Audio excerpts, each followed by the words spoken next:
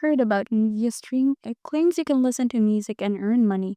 Sounds like a dream, right? But is it actually legit or just another app trying to waste your time?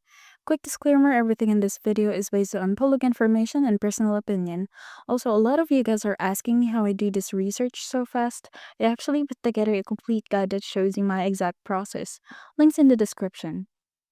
Nuvia is available on the Play Store and pitches itself as a platform where users get rewarded just for streaming music or podcasts. The app looks clean, but there's barely any legit user feedback out there. Some blogs say it's legit, but they don't show proof. There are no solid reviews, no clear payout confirmations, and zero presence on trusted review sites like Trustpilot. That lack of transparency is a red flag. So, is Nuvia's stream a scam? Not necessarily, but it's definitely sketchy. If you're hoping to earn real cash, don't get your hopes up. Try it for fun if you're curious, but maybe don't expect much. Try Nuvia yourself? Let us know what happened in the comments, and don't forget to like and subscribe for more no BS reviews.